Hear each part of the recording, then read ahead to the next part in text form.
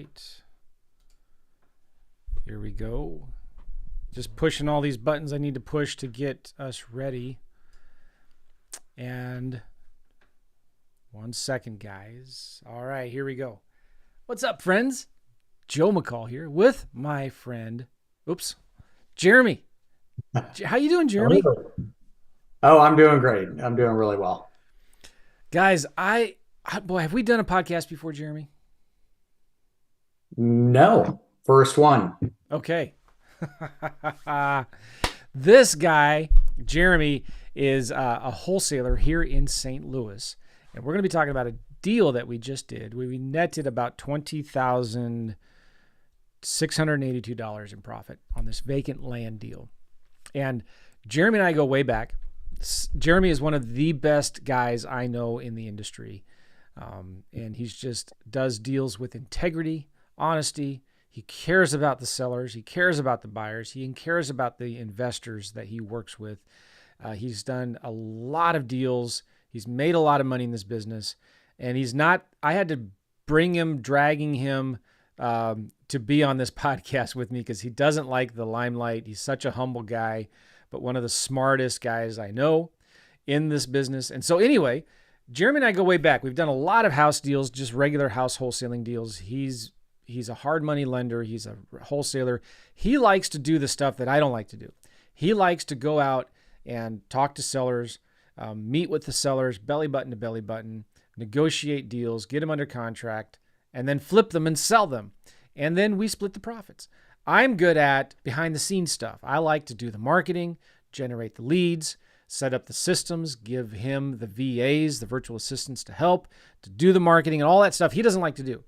Jeremy knows his strengths, and he's good at talking to sellers, sitting with them, negotiating deals, and he loves chasing the deal, right? He loves the doing deals. I prefer to be in the background a little bit, doing the marketing. And I'm saying all this because a lot of you can relate. You don't want to be the one on the phone. Well, guess what? I've talked about this for years. Find the Jeremies that can help you with that. Find the Jeremies who wants to be on the phone with the sellers. And he doesn't want to do the work of all the pre-screening and stuff. He wants somebody else to do the marketing and give him the good leads to work on. So anyway, we've done houses for a long, long time. And then just a few months ago, I forget how we connected. And we decided to have breakfast together at Panera. And I started telling Jeremy about land. I was like, man, I like land a lot. It's a lot easier. And we're doing some land deals. So Jeremy said, hey, let's do some land deals together in Southwest Missouri because he has some interest in that area. So Southwest Missouri, what is in Southwest Missouri? You say, well, a lot of vacant land. A lot of people in the Midwest go there. It's in the Ozarks. It's beautiful. And Jeremy has some interest in living down there eventually, or at least buying some property there. And so we were like, yeah, let's do it. We did some research. We do exactly what I teach in this podcast. We found the best counties in Southwest Missouri where most of the activity is happening, where most of the investors are buying and selling land. And we just went into those counties and we did a bunch of boring direct mail. Okay. And we got people to voicemail. Jeremy called him back. So anyway, long introduction, Jeremy. Welcome to my podcast. I'm glad you're here. Thanks, Joe. I would have done more podcasts with that introduction. Oh, nice. All right. So we're going to talk about this this deal that we did. We netted just over 20 grand. I've got to say this too, and I have to be really, really clear. We're not making any promises or income claims or guarantees. All right. Like Jeremy's been in the business a long time. I have too. I did a lot of marketing. I do a lot of marketing. I spend a lot of money and investment in time and money and marketing to get leads coming in. Okay. Jeremy has a lot of experience on negotiating with deals, and he's got experience. He can close the deals. He can turn around and sell them. So there is work involved in this business. And most people don't understand that. Most people fail and don't make any money in this business. So I always want to be really careful and cautious to not give you the impression that this is easy and anybody can do it. It kind of is, and anybody can do it, but not everybody does do it. So we're not making any promises or guarantees. If you're looking for get-rich-quick money, go somewhere else. leave this podcast video right now. So we're not making any promises. So I have to be real careful when I show a deal that we just did where we netted. I can show you the seller's statement, the closer buyer statement.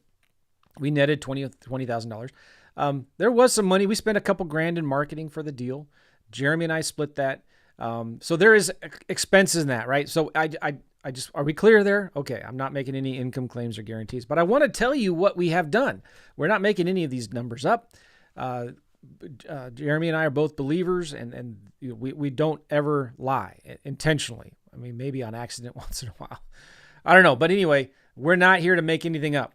So Jeremy, thanks for being on my show. All right. So just 3 months ago, maybe 4 months ago, we sat down at Panera and we started talking about land. You said some interest in it.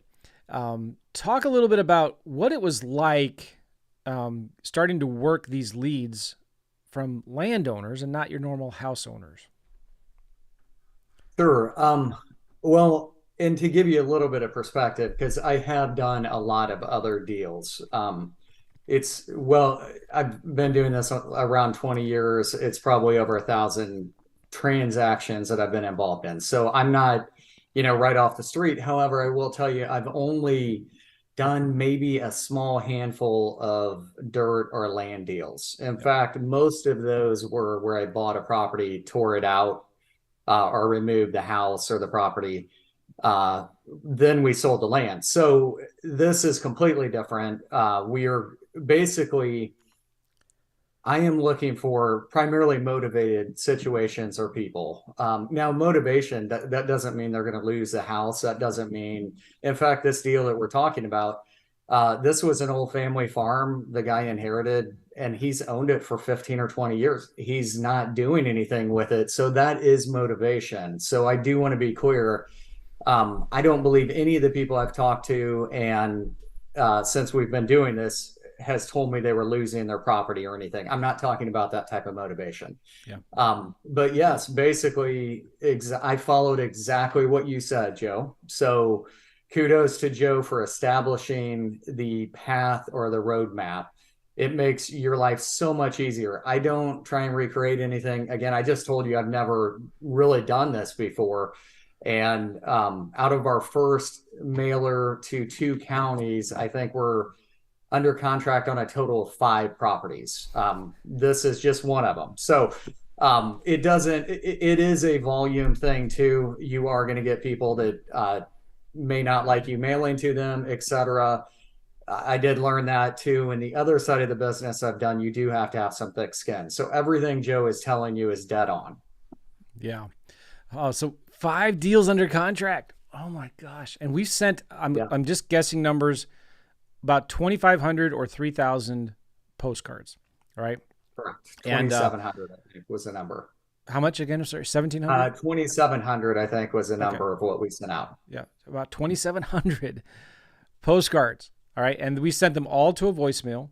And the voicemail was a simple 30, 45-second message that Jeremy recorded saying, hey, I think the general gist of it, if I remember correctly, was, hey, listen, when you have some land that you want to sell, you're usually faced with 2 choices, right? You can list it and sell it with a realtor, or you can sell it on your own. Well, we've got a third choice. If you don't want to deal with any of that hassle, we'll just buy it from you.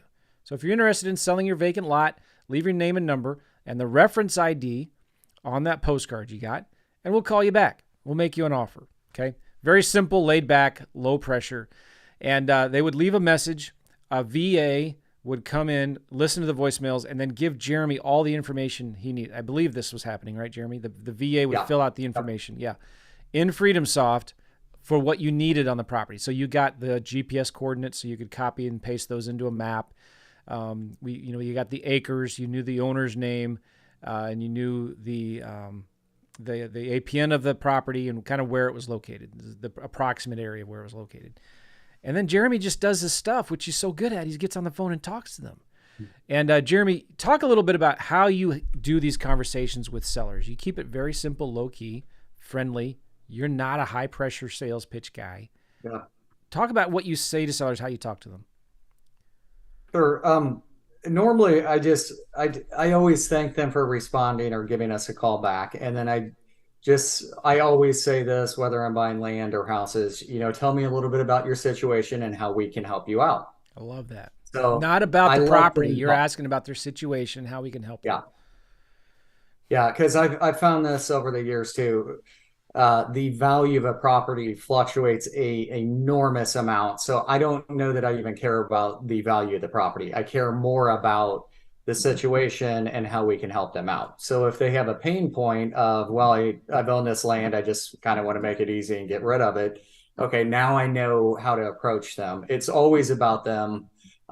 If you make it about yourself, which trust me, I was young and dumb in real estate, and I always made it about myself. And it's not nearly as effective as if you listen, figure out a true way that you can help them out. So that is the Yeah. approach. And then I let them talk.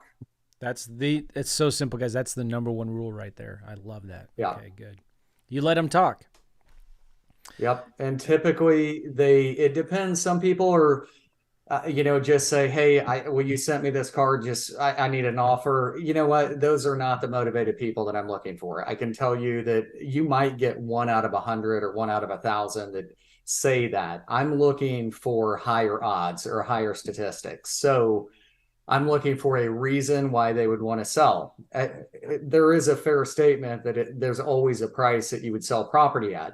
Here's the problem. I'm not your buyer for every price. In fact, I'm not your buyer for many prices. So I'm just the easy button. We don't do, I do due diligence and things like that, but I don't play games. I don't say things that I'm not going to do, or try and lead them down a path of, I don't negotiate. I do all of my negotiating on the front end as well. So by the time we come to an agreement, um, by that time, I know what their issue is, and typically we're going to try and negotiate that out. And they don't all work. That's the other thing, Joe. I mean, we had tons of phone calls and we didn't buy everyone. Yeah. Sometimes it doesn't work I love for your one phrase side, that, and that doesn't work for both sides. yeah. Yeah. And I love what you said there. Like, I may not be your buyer. I probably won't be your buyer. And that's one thing I've been doing more is being right up front with honest people. Like, I'm probably not your buyer, but can I ask you some questions about your property anyway? Can you tell me a little bit about it? Because it's so low pressure, low stress. I'm not trying to chase them, right? I'm just saying, tell me about the property. Tell me about your situation. I love that. Okay, so can you compare a little bit about why land in some cases is easier than houses when you're talking to sellers? Um, it's totally easier. First off, when you're talking to a seller, the people that I've been talking to with land, a few of them live on the land occasionally, but often Okay. it is land. Well, one example is we bought a property really close to a lake in Southwest Missouri. Got a great deal on it. Those people live in Texas, and they've never been to the property in 20 years. So for them, there's not the emotional tie. What happens with actual property when you talk about real estate in a more traditional, like a house, for example? People live in houses. And the houses that I've bought over the years, people have emotional ties probably 80 or 90% of the time. There are occasions they don't care.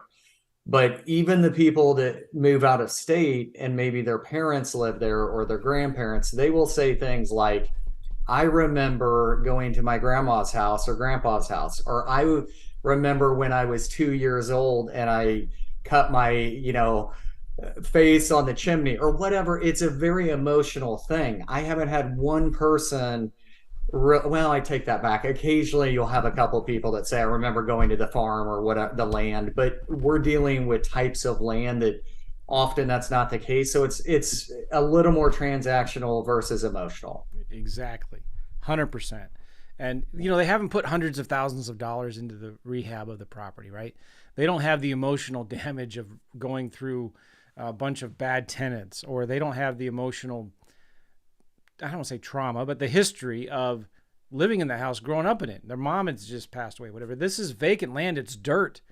They just don't care about it. So anyway, it's just a different conversation. It's a lot easier. and they just don't care. And people ask me, well, why do sellers sell their properties at such huge discounts? Because we're buying these things at 40, 50 cents on the dollar. And it's like they just don't care. It's the same reason why somebody would want to sell a $2,500 treadmill for $250 at a garage sale, or $25. They just want to get rid of it. They've never used it. They don't care about it anymore. It just reminds them every time they walk past it of how fat they are. And their wife is mad at them for ever buying it in the first place. And all it does is collect laundry. And I'm speaking from experience here. So you just didn't use it. You want to get rid of it. So that's kind of the same thing with land. They just don't care about it anymore. They want out. Yeah, so true. Can we talk about this one deal here a little bit? I've got a slide here, I think.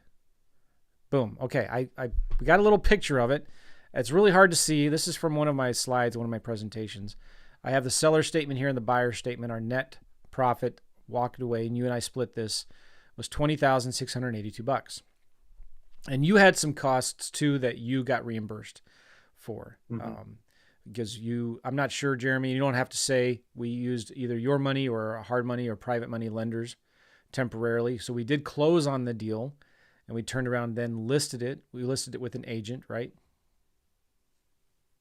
You know what? This one was no, not this time. No. Actually, I don't know if you want to talk about that. Sure. Brokerless is who we've used on. Yes, that's right. Because it is much easier. There are not a ton of agents involved. The ironic part is the person that ended up buying this was a neighbor. And the reason that they bought it, we had the drone photos and everything ready for the listing, and I just happened to knock on their door. Because I do travel to Southwest Missouri some, and when I went to this property, I said, by any chance, do you know anybody that would want to buy it? And of course, they said, well, yeah, us. So we actually sold that to a neighbor. And that is something I'd highly recommend. That is not the first time. In fact, I have sold dozens of properties to neighbors because they want it for some reason. Maybe, a house they might want for their kid, or a lot they might want to expand their lot. So I would highly recommend that, getting in contact with all the neighbors that are basically touching that property.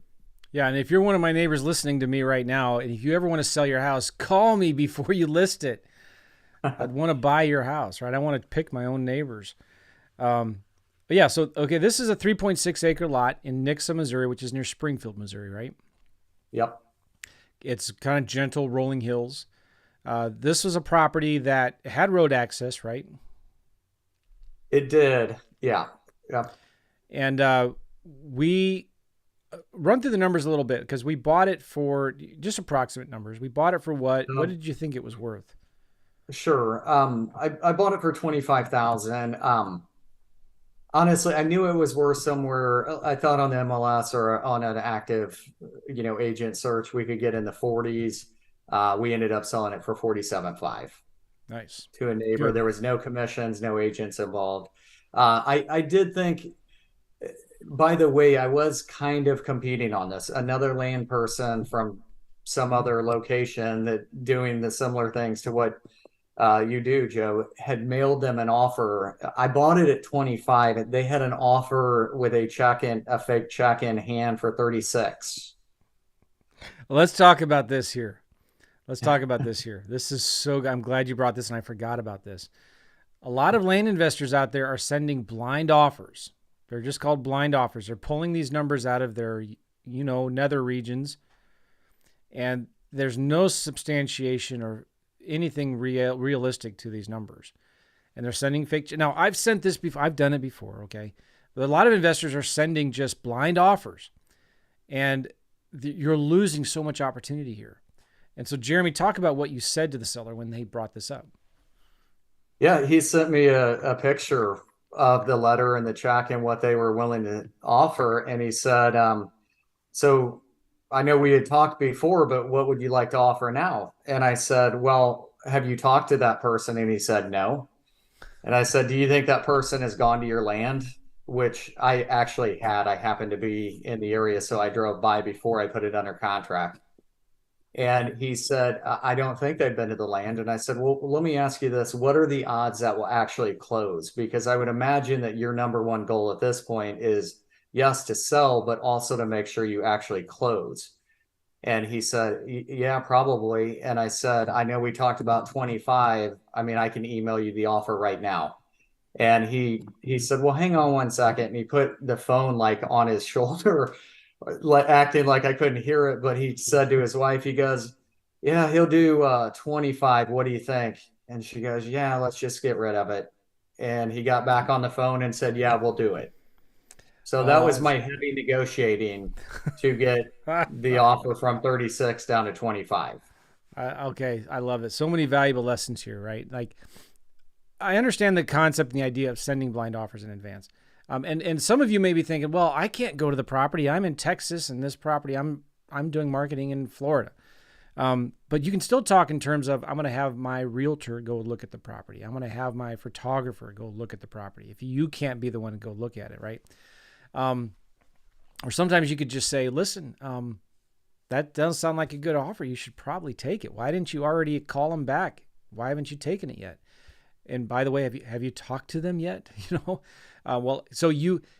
you're not on the phone, you're not making money. I'll just say that, because a lot of people are trying to take shortcuts, right? And just send offers. And there's a place for that. But like, what if you just picked up the phone and called somebody, right? And then if you got a voicemail, call them again, and then text them and call them the next day and follow up and follow up and follow up. And then when you send them an offer, follow up again a month later, follow up again a month later. Nobody else is doing this, guys. You can do deals even in competitive markets by being really good at these simple things that nobody's doing. Talking on the phone, calling people, texting them, following up, and doing what Jeremy does because it's in Missouri. Go look at the property, right? So this offer he was accepted was 10 grand less than the other offer that he got in the mail, right? Yes. Yep. And as far as one other piece that I guess I was just thinking about when you were talking, when somebody says yes, then I reconfirm that with them. I say, great. So I'm going to email you an offer for $25,000 and you're prepared to sign that. And he said, yes. I literally emailed it to him and I did have that back within about 15 or 20 minutes. And he said, well, I'm going to have my attorney look at it when I was talking to him on the phone. I said, absolutely. I would have everybody, family members, attorneys, friends, anyone you feel comfortable presenting the offer to, have all of them read it. Yeah. Well, I got that back in 30 minutes. So I don't think he spoke to his attorney. But it's probably what you said, Joe.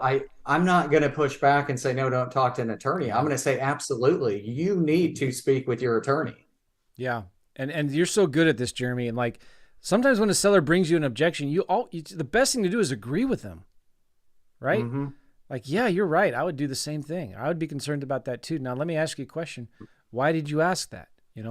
Or, another thing you could say is like, I would say, yeah, definitely have your attorney review it. Can I just ask you something? What specific questions do you want your attorney to review, or maybe you don't feel comfortable with, or whatever? You could ask it that way as well, but agree with them and say, yeah, that's great. That's really smart of you. You want to protect your family. Always, yeah, you should always have attorneys. In fact, you should have your family members and anybody involved look at this as well. There's a saying of go for no. And you want the sellers to say no. You don't want them to say, I need to think about it.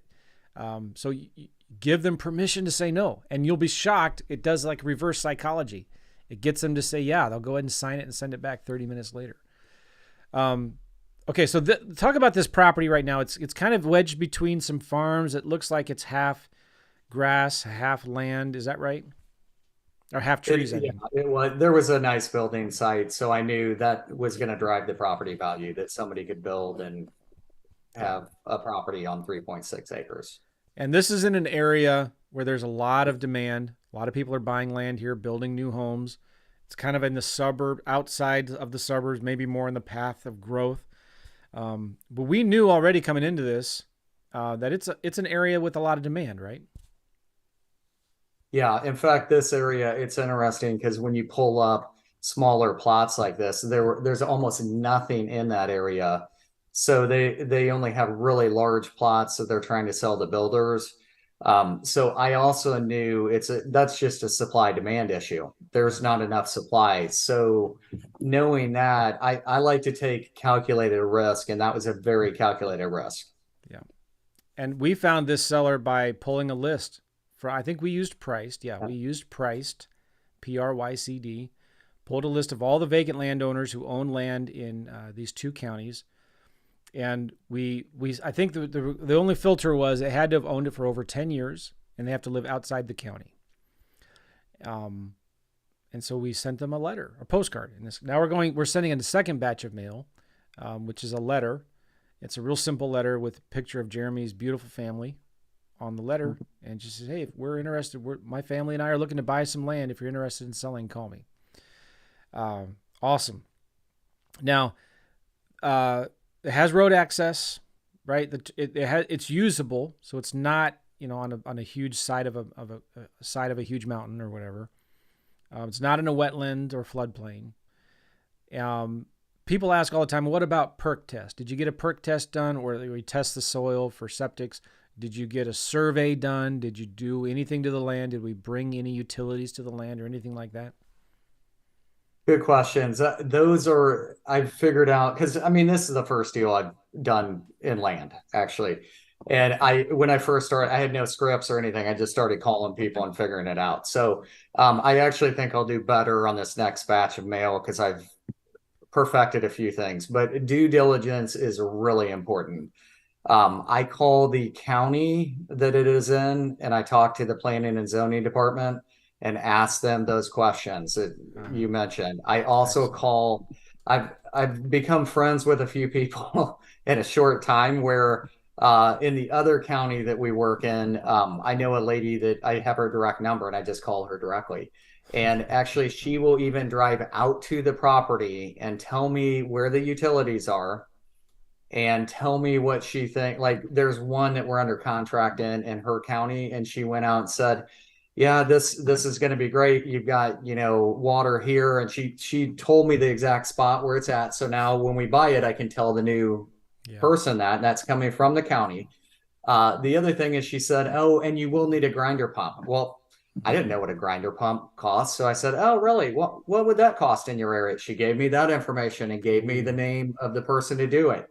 So what I found is and also the title company too, Joe, Yeah. this deal, the neighbor called the title company. The only reason I think they ended up buying from me is because I talked to the manager of the entire title company before I started doing anything. And I said, here's what we're doing. I want to close deals with you. I sent information. So she had all my contact information. She put me with a closer that she thought would be the best for our situation. Now I have a relationship with them. What I told this buyer when we ended up selling it that we were closing at that title company, and they called the manager of that title company who had already Really? spoken to me and Wow. vouched for us and said we are Wow. legit and that we did buy the property and that what I'm saying is accurate. That's where give other people reasons to make you an authority that's not coming from your mouth. Oh Because my if I gosh. had said that, they would have, who cares, right? That is so good. I didn't even know any of that happened. I knew you're really good at doing that with like getting on the phone and calling the realtors, calling the county, calling the title companies. But that's so important because these buyers are going to be suspicious. They can look in Yeah. county records. They can see that you don't own it yet, right? You might have just closed on it a week ago, or you might be in the process of closing on it. So it's important to have the relationships with the realtors, title companies, the boots on the ground that can represent you a little bit. And this is why it's so important also for you guys to think about. You need to find somebody that has access to the funds to close on these deals, whether it's a hard money lender, a private lender, or a wholesaling partner like Jeremy, because it's gotten harder. And South Carolina just passed a law that it's illegal to wholesale without a license, right? Do you still have your license, Jeremy, or did you let it expire? I do. I do have my Okay. license. Yep. So And you there don't is some necessarily use it, but it disclosure. helps to get your foot in the door Yeah. sometimes with other agents, right? Yes. Yeah, absolutely. 100%. I, Joe, I didn't fully answer your question too about the perk test. I did not do Oh, that. There's no utilities to transfer. I don't, as far as a survey, I had a plot map. So I do recommend actually the counties that we work in have recorded plot maps on everyone that I've had so far. So I don't pay for a survey, but I definitely try and find a plot map or an old survey. Actually, this property had a survey from 21 years ago, but guess what? It's still a survey. So Yeah. even though it may not be valid to build on, it still gave me a really good idea of where the property lines were and everything else. Well, the other great point to this too is the you're finding this information out. Doesn't mean you have to do it, but at least you now can tell the buyers, call this company to do. You need to have Mhm. this kind of a pump. Call this company to do it. Here's the phone number to the utilities. Call them if you need a perk test. Here's a company that you can use for that. So you become a resource and you're fully disclosing everything you know about the property when you're advertising it. That'll help you find better buyers.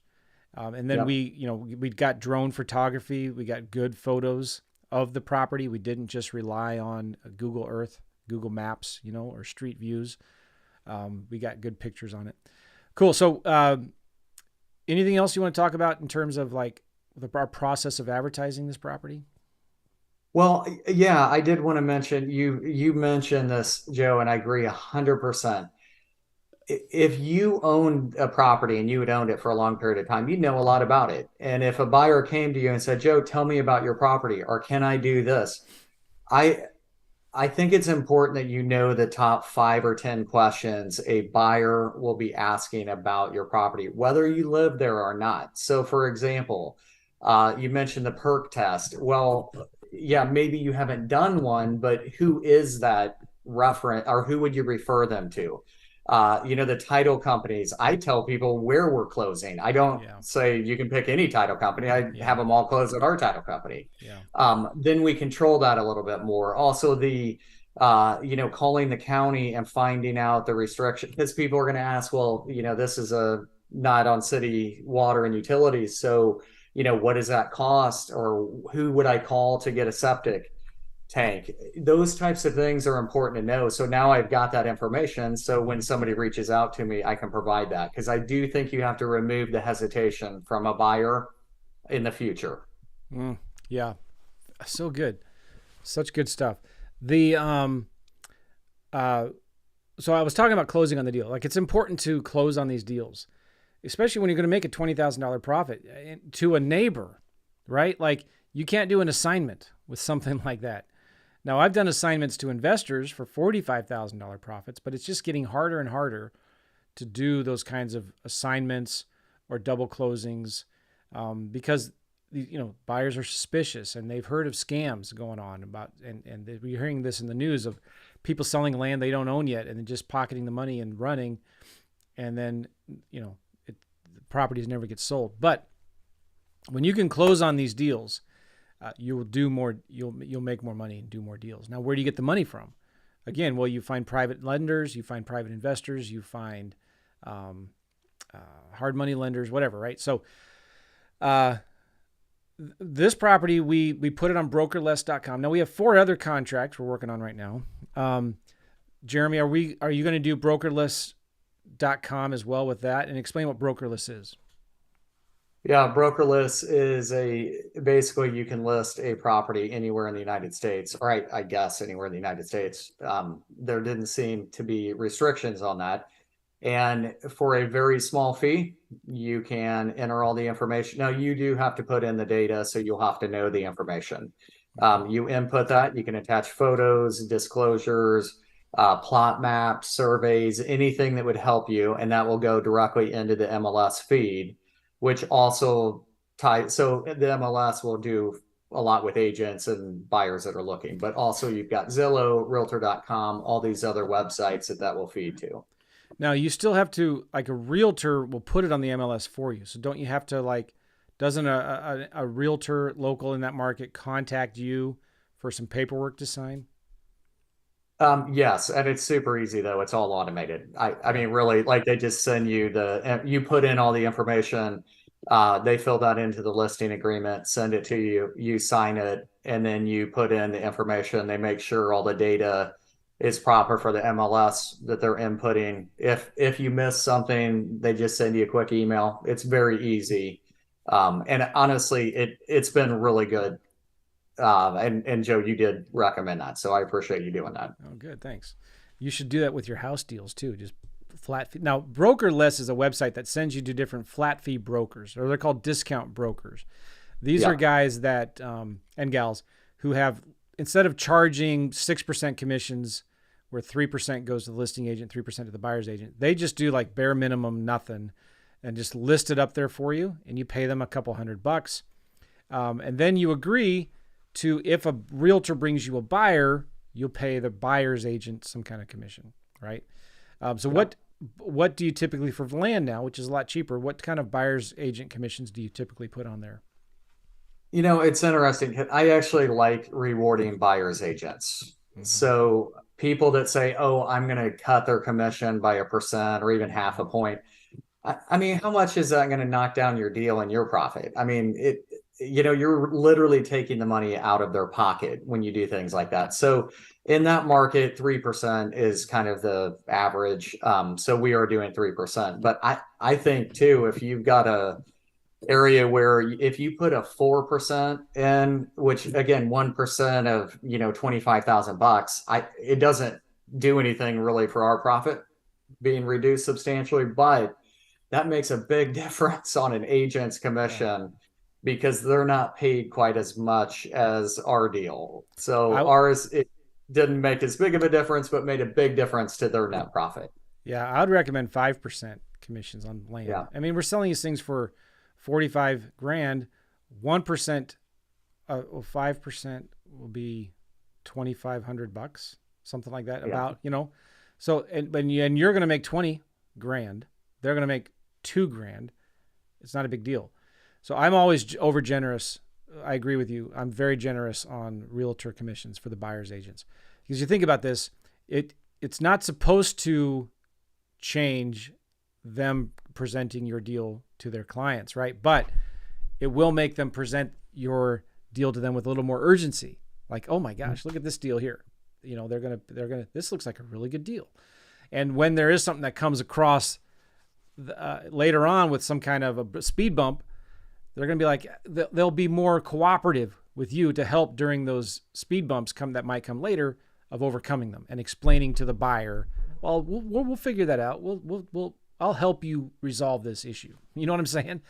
So it pays for itself in the long run. And actually, what you said, Joe, is the main reason I would do it is it keeps the deal together. I Yes. mean, if a buyer wants to buy the deal, the agent is kind of captive to whatever commission, or they'll negotiate with the buyer to get paid more. However, if you are looking at, from the standpoint of just getting a better deal, once you get it together, now they start thinking things like, well, I'm going to have to go out and show property again, and they're only paying 2 or 3%, and they're paying 4 or 5%. No matter what anybody says, agents can be Yeah. swung a certain Yeah. way, and that is Exactly. helping keep the deal together. Right. And thank you, Larry. Pointed out 1% of 45K is only 450. That's what I was trying to say. But like, yeah, it's not that much of a deal breaker. And with the 4 or 5, 3% we're talking about is to the buyer's agent, because Yeah. since we're doing brokerless, it's a discount broker. We're not paying the seller's agent, because Jeremy, he's done tons of deals. He doesn't need an agent to represent him. He's doing the work himself of getting the pictures and putting all the information out there, and he understands how to negotiate and things like that. So use something like Brokerless, get it out there on the MLS, because that'll get it on the biggest websites where 90% of all buyers go. They go to Zillow, they go to realtor.com, they go to Redfin, and they're not going to the free sites that we like to put our properties on, like Facebook Marketplace or whatever, Craigslist. You want to put your property where the eyeballs are, okay? And you want to put as much information about the property as you can in there, like you were talking about. And Jeremy, we take good pictures of the properties too. Talk about that real quick, how important that is. Yeah, if you talk to any agent that is good, they will tell you buyers screen out based. So when a buyer says, I want to buy land, for example, if they have 100 options in an area, they're actually looking for reasons to screen it out. So if the photos are bad, that might be a reason to screen it out. with really good photos, your odds of that making it to their list that they're going to evaluate later is much higher. And that is, I mean, buyers notoriously will look online before they get heavily involved with an agent. And even when they're with an agent, they still will look online. So the better the photos, it's just going to make everything better for the resale. Yep, 100%. Um, Somebody was just texting me and I thought I was late for a call, but I'm not. Okay, now we've got 4 more deals. Talk about these real quick, Jeremy, if you don't mind. Kind of approximate numbers on them. Yeah. We bought one and closed and actually just listed it this week to resell it. We bought that one for 30,000, have it listed at 59.9, and that is the cheapest tract of land and price per acre in that vicinity. So that's something else I like to do. I want to be a little under the market because the market, if we're priced really low, the market will dictate the end price. And if we're priced just below market, the odds of, maybe getting multiple offers or just getting the best buyer, which is what I'm really looking for, the highest quality buyer, not the highest net number, because like I told that seller, I'm a seller now too. I wanted the deal to close more than I want, an extra couple grand if it's delayed or something happens. So, so we have that one. Then we had one that we were going to close on a little bit earlier, but there was a little title issue. That is going to come up some because what we're dealing with often is inherited properties. So there might be some hiccups. We're still going to get that deal. I think it'll close maybe the next 2 weeks or so. That one actually is 2 lots for one. So we're buying both lots in a finished subdivision. And there's no lots out there. Except there was one lot I do. So in that example, I called the agent and talked to him about the lot. We have a better lot and they're listed at 55,000 and we were going to list ours at probably 34.9. So we're going to be substantially better deal. And that's times 2. So each lot will be 34.9. And then we've got another deal that actually I'm directly purchasing. Joe, and I know we talked about this, but I did find a piece of property that my wife and I really love. So we're going to buy that deal. But that did come 100% from your marketing. And it was a postcard, and the entire tract of land is about a $5 million property. Yeah, I mean, a beautiful historic property. And this guy said, I don't know why, but people send me stuff all the time. He said, I saw your postcard and I thought, huh. And I set it down and he said, that followed me around my entire house. He said, I'd look and there was a postcard.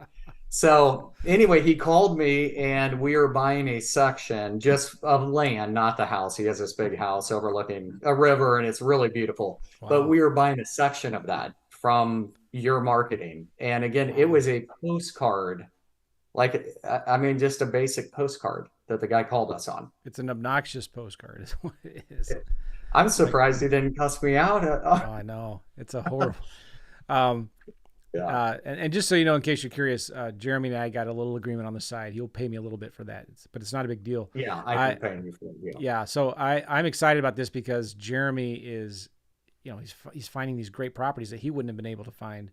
These are properties that are off market. They're not on the market to sell, right? So, we're looking at 5 deals total. Total profit of all of them, approximately 50 to 60 grand on these deals. About right? Probably 60 to 70. Yeah. Awesome. And we're buying, I like a really important point here, and we'll wrap this up. An important point that you were talking about here, and I hope you guys caught it. When we're always thinking, and what are we going to sell this property for? And we want to price it aggressively. So when we're making our offers, we're thinking in terms of putting ourselves in the buyer's mind. All right. So the buyer's looking at this property. Why would they want to buy this one and not the other one that's down the street or the other one that's a mile away? And if theirs is priced at 50, well, we want to price ours not at 49. Right? We want to price ours at 35. Like, you got to be aggressive with your pricing and look at the actives just as much as you look at the solds, because those actives will tell you what your competition is doing. So then when you figure out, okay, we're going to sell it for this, and this is an aggressive price, we're going to sell it in 1 or 2 months. That's our goal at this price. And then you work backwards from there. And you say, all right, so we want to make at least 10 grand profit on this deal. We're going to pay closing costs. We're going to pay realtor commissions. Boom, boom, boom, boom. I'm going to pay $500 for a photographer. So then you come up with your offer, and then you come down a little bit from there. Is that kind of, did I explain that right, Jeremy? Yeah. Yep.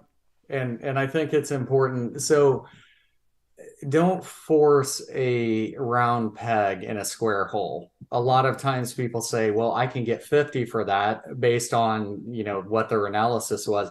Well, then make sure you can get 40 for it and the deal still works, Yes. right? So if you can get 50, like don't go always best case scenario Yeah. because it may not always work, but a moderate, adjustment is probably going to work most of the time.